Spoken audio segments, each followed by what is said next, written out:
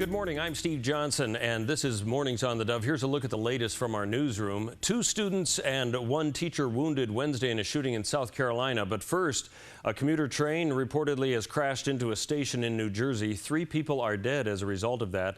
New Jersey Transit spokeswoman says that more than 100 people injured, some critically, when that train plowed into the Hoboken station going at a high rate of speed.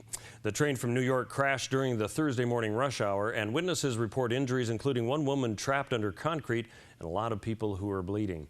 Now, more on that story yesterday. The 2 students and 1 teacher wounded in a shooting in South Carolina at an elementary school. Teen suspect is in custody. It's alleged that the 14-year-old is also killed his father at their home before going to the school to do the shooting. He's accused of opening fire with a handgun, wounding the 2 students and a teacher. Now, the investigation continues at both locations today as officials try to piece together the sequence of events and any motivation. Anderson County Coroner Greg Shore lays out the timeline. We know that Mr. Osborne's parents are the ones that discovered him.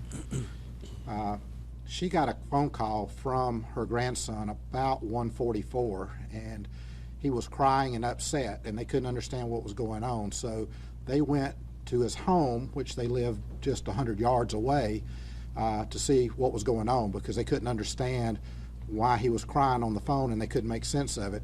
When they go into the house, they find their son has been shot, and their grandson's not there. Now, it's unclear whether the alleged shooter knew any of the school victims. School nurses and emergency responders saved the life of the boy who was shot in the leg. He was airlifted to a medical center 30 miles away in Greenville, South Carolina.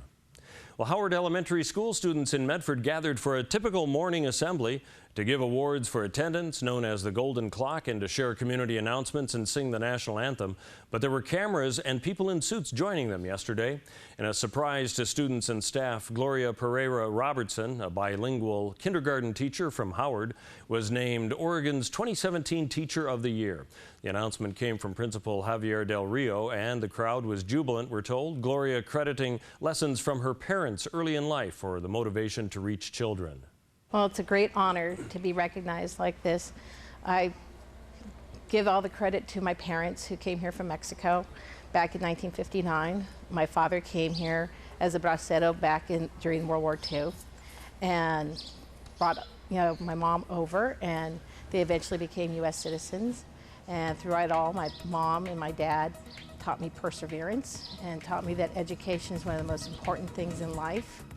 Let's take a look now at what we can expect on the weather scene for our area and for Northern California and Wairika. Sunny skies today with 85, 70 tomorrow. Temperatures on the decline down to 55 with rain expected Sunday.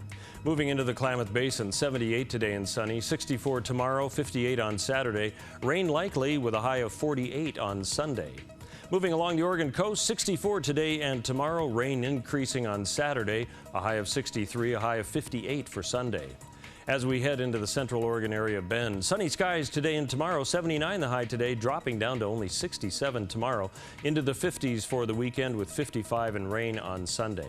And for Southern Oregon, 82 today and sunny, 71 tomorrow, 67 on Saturday, and 60 degrees on Sunday. Good chance for rain. That's news and weather right here on the Dove.